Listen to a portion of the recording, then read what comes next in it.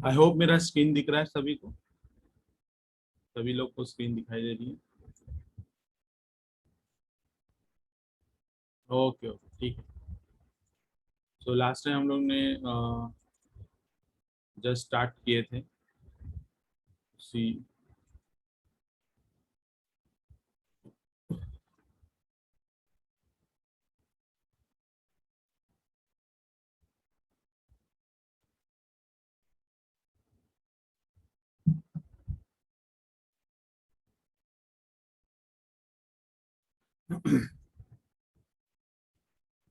तो आज जो प्रोग्राम में कराने वाला हूँ वो सेम हमारा वैसे ही रहेगा जैसे लास्ट टाइम किए थे, मगर इस बार हम C++ में करेंगे। ठीक है, अभी भी लोग ज्वाइन कर रहे हैं।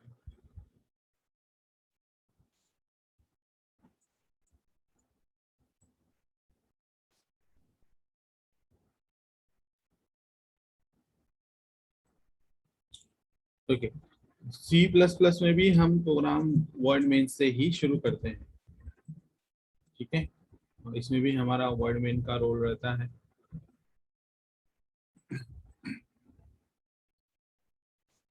अभी जैसे लास्ट टाइम हम लोग को अगर याद हो, मेरे को एक वेरिएबल चाहिए इंटीजर टाइप का, जिसको मैं अगर बोलूँ a और उसके अंदर वैल्यू डाल दूँ 10, और मैं चाहता हूँ कि इस वैल्यू वेरिएबल की वैल्यू को लोगों को दिखाऊं। तो in order to show the value to the people, मुझे सी प्रोग्रामिंग में क्या लगता था, कौन सा फंक्शन लगता था? सी में, don't forget what I am asking, C में प्रिंटफ लगता था, बराबर। तो हम यहाँ पे प्रिंटफ की जगह सी आउट यूज करेंगे, बराबर। तो सी आउट लेंगे और लिखेंगे वैल्यू, ऐसा लिखेंगे इन्वर्टेड कॉमा में, वैल्यू ऑफ ए इज। और इस वक्त एक चीज नोट करने की है कि फॉर्मेट स्पेसिफायर जो हम लोग लास्ट टाइम कल ऐसा लिखते थे प्रोग्रामिंग में, सी प्रोग्रामिंग, वो नहीं करेंगे क्योंकि ऑटोमेटिक लेता है। और ऐसा डालना है और फिर ए लिखना है और सेमी कोलन। ठीक है, तो कंपाइल करता हूँ, क्या एरर आते हैं देखते हैं। एरर्स बोलते हैं कि सी आउट कौन है। अब ये सी आउट वो पहचान नहीं रहा है, तो सी आउट के लिए मुझे ऑब्वियसली हेडर फाइल स्पेसिफाई करना होगा। Include iostream dot H. ठीक है, कंट्रोल सी दबाया, फिर से कंपाइल कर रहा हूँ, एरर नहीं है। अब रन करता हूँ तो एरर आउटपुट आके चला गया। एक्चुअली अभी एरर तो नहीं आया मगर आउटपुट आके चला गया, और I can not see the output. Y?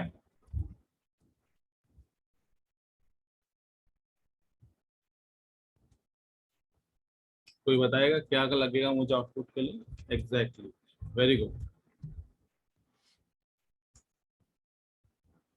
मुझे लगेगा गेट सी एच। कंपाइल करेंगे, गेट सी एच,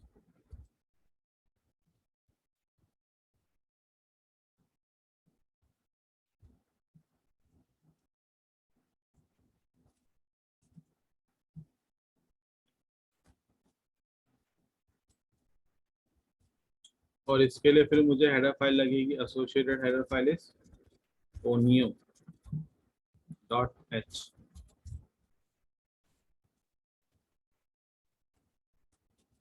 अब मैं रन करता हूँ, याद रखना मैंने ऑलरेडी एक बार रन कुछ कर चुका था, तो मुझे पिछला आउटपुट भी रहेगा, है ना। तो अब मैं अगर फिर से रन करूँ, I will see output 2 time. तो अगर रन कंपाइल करता हूँ, अभी रन करते हैं, देखो वैल्यू ऑफ ए इज 10 आया 2 बार। Why I am getting 2 time? Because before using गेट सी एच, गेट सी एच टाइप करने से पहले भी मैंने एक बार रन किया था, मगर आउटपुट नहीं दिखा था क्योंकि we did not applied get C H. तो गेट सी एच क्या करता है, Can somebody tell me in chat what is the purpose of getCH?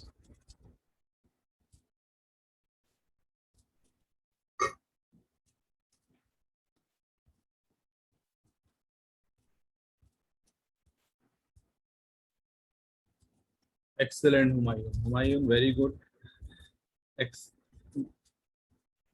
getCH जो हुमायूं ने कहा वही करता है, not display the output. Output display करने का काम getCH का नहीं। आउटपुट तो आता है मगर आउटपुट आके चला जाता है। तो जो हमारी कंसोल स्क्रीन होती है, जो काली वाली स्क्रीन जो आप यहाँ पे देख रहे हो, जिसमें उनको आउटपुट आ रहा है, इस स्क्रीन को रोकना, कुछ पल के लिए रोकना। जब कब तक रोकना? जब तक हम कोई कैरेक्टर ना डाल दे। तो गेट कैरेक्टर है वो, गेट CH का मतलब गेट कैरेक्टर। जब तक हम कोई कैरेक्टर टाइप ना कर दे कीबोर्ड से at the end of the console screen, तब तक आपको आउटपुट की स्क्रीन को रोकना है। अभी कीबोर्ड में आप कुछ भी बटन दबा दो, आप बाहर आ जाओगे, इस ब्लैक स्क्रीन से बाहर आ जाओगे। ठीक है, आप इस ब्लैक स्क्रीन से बाहर आ जाओगे। तो जैसे मैं कीबोर्ड से कोई बटन दबाया तो what happen, get character, character उसको कुछ मिला, आप स्क्रीन से बाहर आ गए। मेरे को अगर प्रीवियस आउटपुट को हटाना है तो I will type, I am going to type what, CLR clear the screen. Is it correct of writing like this? CLR ये फंक्शन का काम क्या है? somebody tell me in chat.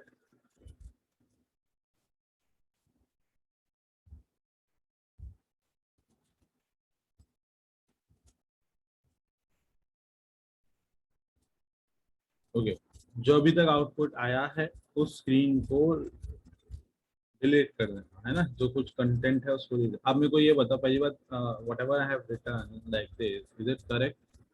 मेरे को एरर आएगा या आउटपुट आएगा? Type E for error, O for output.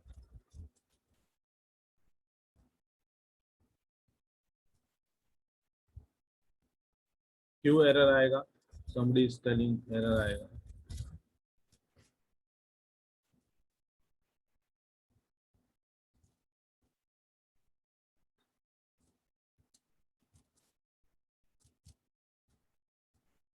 Error क्यों आएगा?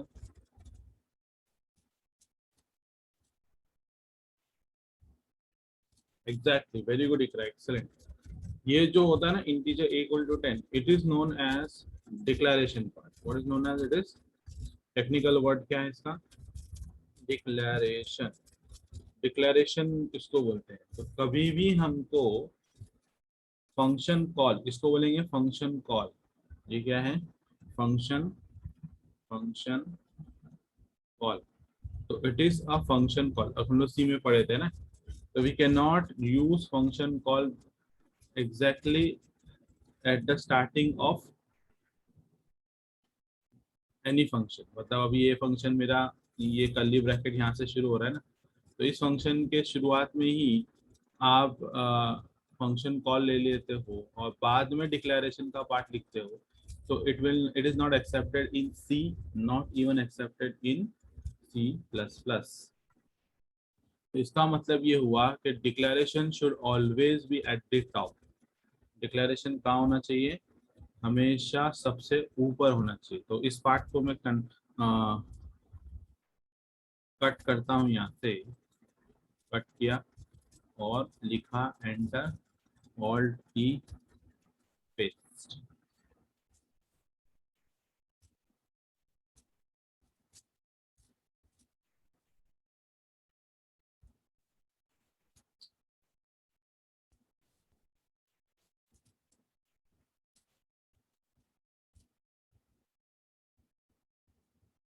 अब कंट्रोल F पढ़ता हूँ, सेव करता हूँ।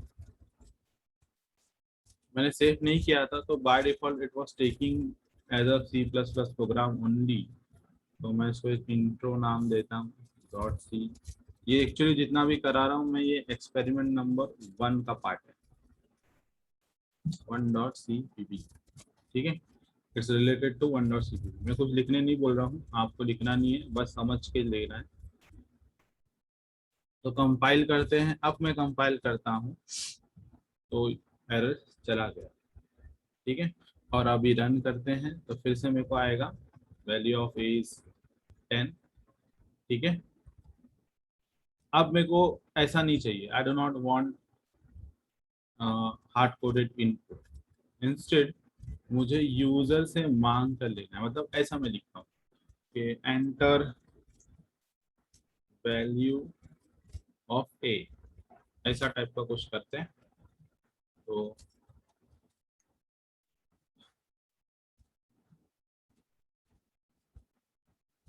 इस सिनेरियो में मुझे इनपुट लेना होगा, है ना, जैसे हम लोग स्कैनफ यूज करते थे सी प्रोग्रामिंग में। तो कल मैंने बताया था, तो क्या लगेगा इधर, सी इन, वेरी गुड, सी इन, ये डालेंगे और ए लिखेंगे लिखेंगे। अगेन हम लोग को अगर याद हो, अगर यही लाइन मुझे स्कैनफ में लिखना होता तो मैं ऐसा लिखना पड़ता, स्कैनफ ब्रैकेट, फिर उसके अंदर डबल कोट्स, उसके अंदर %d, फिर उसके बाद कॉमा, फिर एम्परसेंड लिखना पड़ता, फिर ए लिखना पड़ता, है ना। ये सारी चीजें हमको लिखना पड़ता। अगर मैं सिमिलैरिटीज बताऊं, यही चीज अगर मैं ऊपर का सी आउट को रिलेट करूं प्रिंटर से, तो I would have been writing like this, double quotes, है ना, एंटर वैल्यू ऑफ ए, तो सेमी को। सिमिलैरिटीज देखो कि कितना अलग है और कितना सेम है। सी आउट में बस हम प्रिंटफ का रिप्लेसमेंट कर रहे हैं, ब्रैकेट को हटाकर हम लोग ने ये एक्सर्शन ऑपरेटर का इस्तेमाल किया, जिसको लेस देन बोलेंगे, ठीक है। एक्सर्शन ऑपरेटर का इस्तेमाल किया, सी आउट को हमने हटाया, और प्रिंटफ की जगह पर, ये जो प्रिंटफ है, इस प्रिंटफ की जगह पर मैंने इसका इस्तेमाल कर दिया, सी आउट का इस्तेमाल किया, सॉरी। और जहाँ पे ब्रैकेट है, ये जो ब्रैकेट है, वो ब्रैकेट की जगह पर हम लोग ने ये लेस देन की साइन का इस्तेमाल है। बाकी तो सब सेम है। ये इन्वर्टेड कॉमा वाला जैसा पार्ट है, अगर आप देखोगे ये एग्जैक्टली सेम, इन्वर्टेड कॉमा में जहाँ से हम यहाँ से देखेंगे it's exactly same, semi colon तक वैसा ही है ना। सिर्फ यहाँ ब्रैकेट आ रहा है, यहाँ ब्रैकेट नहीं आ रहा है, कंपेयरिंग कर रहे थे। सीन में क्या हो रहा है, सीन में हम लोग अगेन सीन यूज कर रहे हैं। यहाँ पे ना तो फॉर्मेट स्पेसिफायर डालना है, ना ही मेमोरी इनपुट का डालना है, बस आपको वेरिएबल का इस्तेमाल। तो हुआ क्या ये, तो जो पुरानी प्रोग्रामिंग लैंग्वेज थी सी प्रोग्रामिंग, जिसको डेनिस रिच्ची ने बनाया था, तो डेनिस रिच्ची ने जब इसको प्रोग्रामिंग बनाया था, तो ऑब्वियसली जब फर्स्ट टाइम कोई प्रोग्रामिंग बन रही है तो उतना आइडिया नहीं होता है, तो बहुत सारी चीज़ों का उन्होंने चीज़ें डाली। जब बेजॉन स्ट्रॉस्ट्रॉफ ने ये प्रोजेक्ट, ये सी प्लस प्लस प्रोग्रामिंग बनाई, तो he extracted lots of thing from the C programming. Bjarne ने जब सी प्लस प्लस का इन्वेंशन किया, तो उन्होंने कुछ खामियां जो थी, मतलब जो ड्रॉबैक्स लग रहे थे कि बोले कोई चीज़ हम बार बार रिपीट कर रहे हैं, कुछ अननेसेसरी चीज़ें डाल रहे हैं, वो चीज़ को हम ऑटोमेटिक कर देते हैं। जैसे कि %d डालना, तो %d डालना ही पड़ता था हमको, एम्परसेंड भी डालना ही पड़ता था। और हमको मालूम है %d हम कब यूज कर रहे हैं भाई, इंटीजर टाइप का जब हम लोग वेरिएबल यूज कर रहे हैं, तो ऐसे सब चीज़ों को वो इंटरनली हैंडल कर दिया है। तो सी प्लस प्लस ने हमको उस चीज का बेनिफिट दिया जो सी में हमको थोड़ा सा कोडिंग में इश्यूज करता था, मतलब कोडिंग करने में हमको प्रॉब्लम्स क्रिएट करता था। ठीक है, let's run this program and see कैसा काम कर रहा है।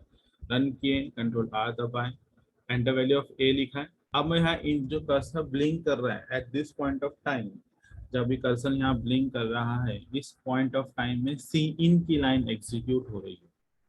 तो अब मैं वैल्यू डालता हूँ सपोज 12, मैंने वैल्यू डाला, इनपुट ले लेगा, जैसे ही मैं एंटर मारूंगा मैं स्क्रीन से बाहर आ जाऊंगा। आई am getting out of the screen because मैंने बस इनपुट वाली लाइन ही लिखा है ना, तो इनपुट को कलेक्टेड वैल्यू में लिखा है, तो सीन इतना ही था, एंटर मारा, बाहर।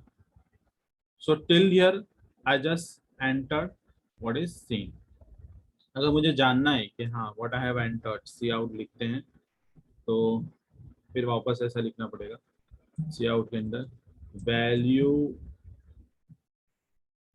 इन ए इक्वल टू। अब मुझे याद है अगर प्रिंट एफ में ऐसा लिखूं किसी चीज को, अगर मैं चाहता कि भाई ये प्रिंट सी प्रोग्रामिंग में लिखें, तो मैं सी प्रोग्रामिंग को रिलेट क्यों कर रहा हूँ इधर, ताकि आपका कंफ्यूजन ना हो। ठीक है, ताकि no confusion should be there. अगर यही चीज अगर मेरे को आउटपुट देखना है तो प्रिंट एफ में कैसे लिखता, ऐसे लिखता हूँ value in A equal to %d, और फिर बाजू में कॉमा लेते थे हम लोग और ए लिखते थे, फिर सेमीकोलन। ऐसा हम लोग सी में लिखते थे। सेम थिंग आई वुड, यहाँ पे मैं सी आउट में कैसा लिख रहा हूँ, बस आपको यहाँ पे वापस से ये लाइन, ये एक्स्ट्रा सॉरी ये वाली लाइन लेना है और ए लिखना है फिर से। ये मैं खुद कंफ्यूज हो जाता हूँ कभी कभी।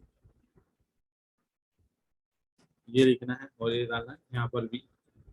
ये याद रखना, ये गलत, ये जो लेस देन ग्रेटर देन की साइन है इसको इंसर्शन और एक्सर्शन ऑपरेटर बोलते हैं, तो ये सही से लिखना है। ठीक है, कंपाइल करते हैं, फिर से रन करते हैं। अब ये पहला सी आउट का लाइन है जहाँ पे मैं वैल्यू इनपुट कर रहा हूँ। अब सेकेंड कर्सर जो ब्लिंक कर रहा है वो सी इन की लाइन है एक्चुअली में, तो वहाँ 12 डाला मैंने, एंटर करूंगा तो अब वो लाइन लिख कर आएंगी value of A equal to 12 आया, ये सी आउट वाली है। ठीक है,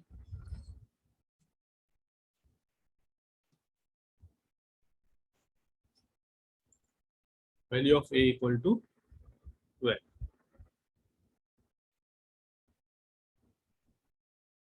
कोई कंफ्यूजन है किसी को? Shall I repeat the thing और इट आप लोगों को समझ में आया?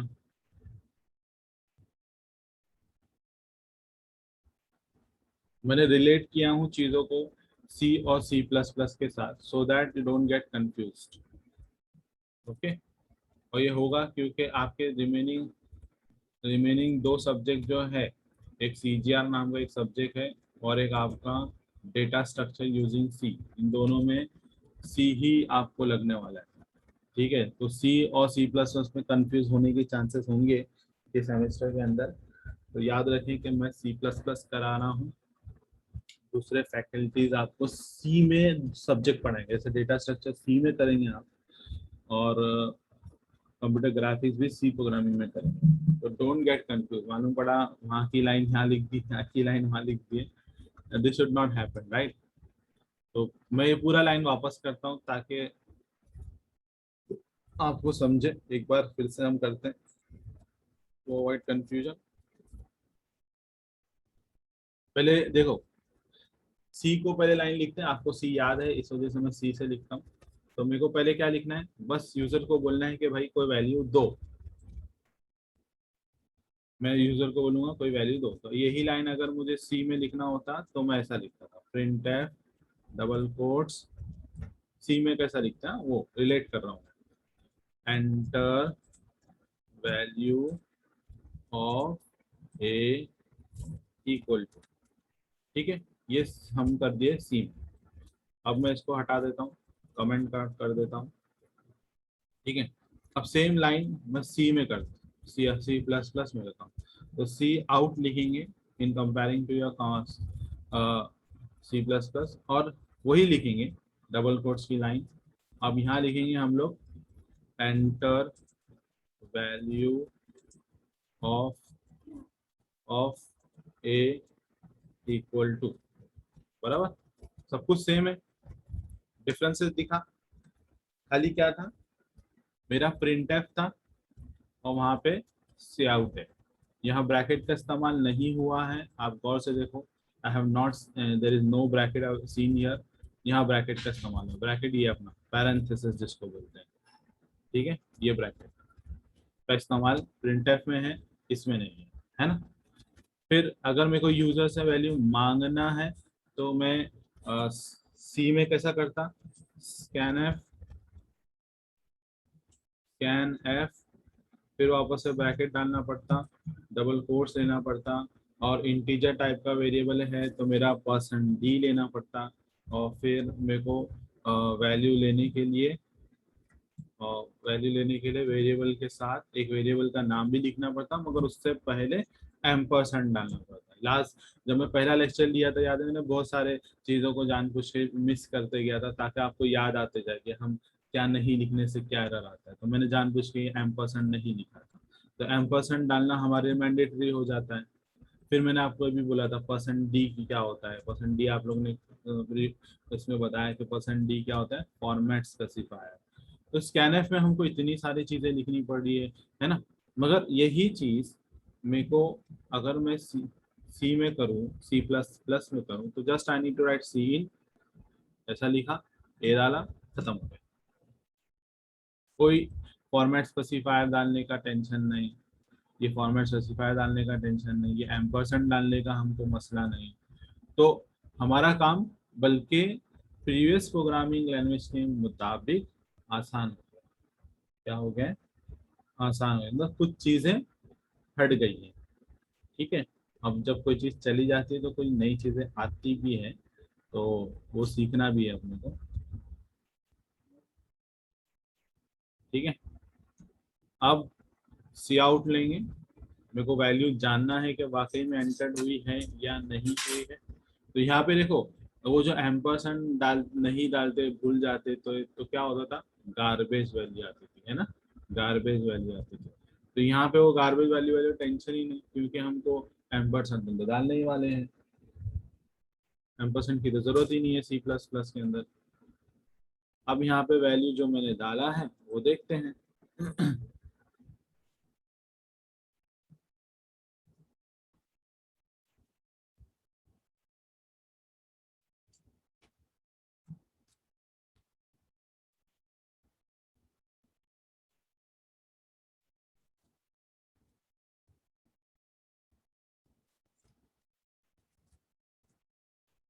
अब वैल्यू एंटर वैल्यू ऑफ ए लिया। अब इसमें मैं वैल्यू 12 डालता हूँ, जो पहली लाइन एग्जीक्यूट हुई, वैल्यू ऑफ ए। आया आंसर मेरे को? क्या हुआ? कुछ तो मिस्टेक कर दिया मैंने, बोलो क्या?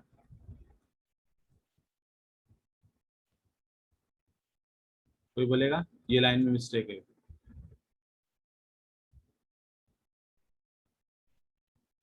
इसका मैं पहले प्रिंट एफ वाली लाइन बताता हूँ, देखो। नहीं, सीन बराबर चला अपना, सीन का कोई मसला नहीं, हाँ एग्जैक्टली तस्में, वेरी गुड। मैं जरा प्रिंट एफ लिख के बताता हूँ ये वाले हिस्से का, so that we can relate it to C also. इसको मैं एग्जैक्टली वैसा ही लिखूंगा जैसे मैंने वहां पे लिखा है, value of A equal to. C में हम क्या करते थे, सी में हम लोग ऐसा कॉमा %d डालते थे, फॉर्मेट स्पेसिफायर, और यहाँ पे कॉमा डालकर उस वेरिएबल का नाम भी लिखते थे, है ना, फिर सेमीकोलन। वही चीज मैंने यहाँ पे अगर गौर से देखो, मेरा इन्वर्टेड कॉमा तक ठीक है, मतलब यहाँ तक तो मैंने बराबर लिया, और %d डालना नहीं है कि C++ में जरूरत नहीं है उसकी।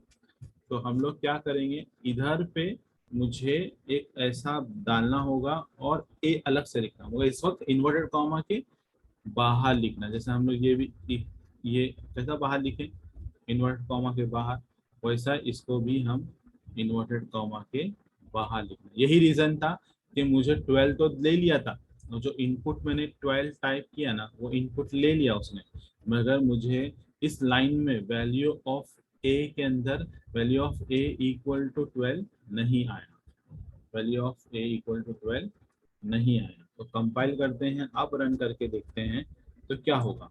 अब मैं 12 डालता हूँ, अब मेरे को आंसर लिख कर आएगा, value of 12 equal to value of A equal to 12। ठीक है, I hope this is clear right now. हमने दो बार रिपीट भी कर चुके हैं इसको, और एकदम स्लोली स्लोली बताया हूँ ताकि कोई कंफ्यूजन ना हो सी और C++ में। सो ये था printf और scanf का रिप्लेसमेंट, कि हम printf scanf की जगह जब सी आउट और सीन यूज करेंगे तो किस तरीके से यूज करेंगे। ठीक है, अक्सर हम लोग देखो प्रोग्रामिंग जब भी करते हैं ना, याद रखना, again C++ is a case sensitive programming language. है ना। मेरे को ये बताओ कि प्रोग्राम, कोई भी प्रोग्राम कहाँ से स्टार्ट होता है, रन होना कहाँ से स्टार्ट होता है? Can somebody tell me?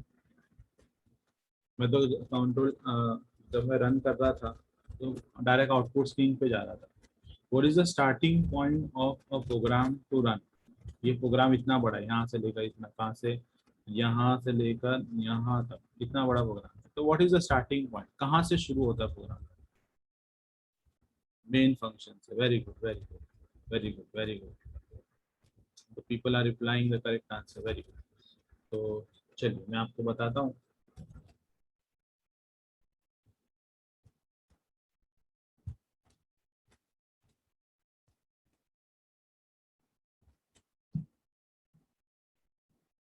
Program run होता है हमेशा मेन फंक्शन। अब ये कैसा प्रूफ करेंगे हम लोग?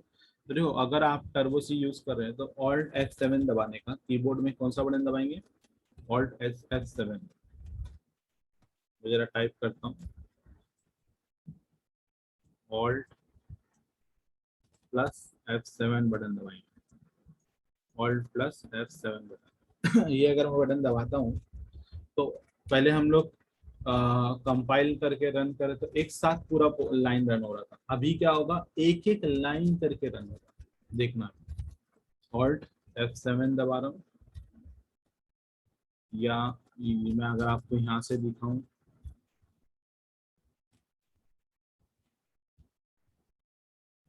ये देखो F7 दिख रहा है। तो सिर्फ F7 दबाना है, सॉरी ऑल्ट F7 नहीं है, कंफ्यूज हो गया मैं भी, ओनली F7। तो लेट्स F7 दबाता हूँ, देखना क्या होगा, गौर से देखना। सबसे पहले क्या चीज हाईलाइट होती है? कंपाइल हो गया, मेरा एक लाइन हाईलाइट हुआ, वर्ड मेन की लाइन हाईलाइट हुई। दिस शोज के मेरा प्रोग्राम हमेशा कहाँ से रन होता है? मेन फंक्शन से। अब नेक्स्ट लाइन कौन सी होगी? देखो, पुराना आउटपुट क्लियर किया, मगर आप नोटिस किए उसने सीधा वर्ड मेन के बाद सीधा कहाँ चला गया? CLR SCR पे। इसका मतलब ये नहीं कि वो ओपन करली ब्रैकेट इंटीजर ए वो रन नहीं हुआ, वो रीड हुआ। वो डिक्लेरेशन पार्ट होते हैं, इसलिए वो रीड करता है, उसके लिए मेमोरी एलोकेशंस होते हैं। अब मैं F7 फिर दबाता हूँ तो अब क्या होगा, मेरे पास सी आउट की लाइन पे आया, है ना। सी आउट की लाइन पे है। अब मैं जब दबाऊंगा ना तो मेरा कंसोल का स्क्रीन आएगा, देखना। देखो ये मेरे को कहाँ लेके गया, ये सी आउट के लिए हेडर फाइल जो एग्जीक्यूट हो रही है उसके पास लेके गया, एसोसिएटेड हेडर फाइल पे गया, फिर आया रिटर्न। अब मैं वापस दबाऊंगा F7, देखो अब वो सी आउट वाली लाइन एक्चुअली आई है। और फिर यहाँ पे सीन की लाइन का भी आ गया, तो मेरे को 12 डालना पड़ेगा। एंटर करता हूँ, मैं फिर से बाहर आया, और फिर मैं F7 फिर दबाता हूँ, फिर से सी आउट की आईओ स्ट्रीम वाली हेडर फाइल के अंदर गया। देखो आईओ स्ट्रीम दिख रहा है तब पे, आईओ स्ट्रीम डॉट एच, मेरा माउस पॉइंटर देखो, आईओ स्ट्रीम डॉट एच। तो ये सी आउट का हेडर फाइल का लाइन, ये कोडिंग है, अंदर की कोडिंग है। तो ये अपने को ध्यान नहीं देना उतना इसमें, ठीक है। ये लाइन भी एक एक करके एग्जीक्यूट होगी। अब आई एस इन, हाँ अभी आया गेट सेज। अब मैं दबाऊंगा तो मेरे को फाइनल थिंग आ जाएगा। आ गया। तो ये जो हम लोगों ने देखे ना, ये we have seen the line getting executed one line by one line, एक एक लाइन करके कैसे एग्जीक्यूट होता है। हम लोग पहले क्या करते थे, डायरेक्टली रन कर देते थे। तो उसमें क्या होता था, सीधा एक साथ मेरा पूरा रन हो जाता था और मेरे को आ जाता था। तो ये इसका फायदा क्या है, एक एक लाइन करके रन करने से, एक एक लाइन करके रन करने से। मैं फिर से F7 दबाया हूँ, इस वजह से लास्ट लाइन में आया है। मेरे को प्रोग्राम में कहाँ एरर है वो आइडेंटिफाई करना, जिसको बोलते हैं डिबगिंग। डीबगिंग, क्या बोलते हैं? डीबगिंग मतलब बग निकालना। तो डिबगिंग में करने में मेरी आसानी हो जाती है। वैसे तो प्रोग्राम हमारा काफी छोटा ही है, इसमें कोई डिबगिंग की जरूरत नहीं है।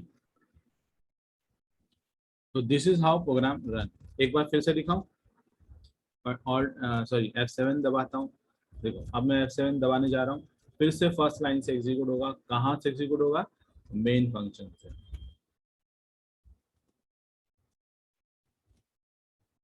लिंक आ गई, क्या लिख रहे हो Aman Hussain? All people type enrollment number, सभी लोग को एनरोलमेंट नंबर टाइप करना है। अच्छा नेक्स्ट लेक्चर की लिंक आ गई, ठीक है। तो मैं यहाँ पे क्लोज करता हूँ मेरा लेक्चर, आप ज्वाइन करो वाला लेक्चर, तो यहाँ पे हम लोग फिर नेक्स्ट इसमें कंटिन्यू करेंगे। ओके, चलो बाय।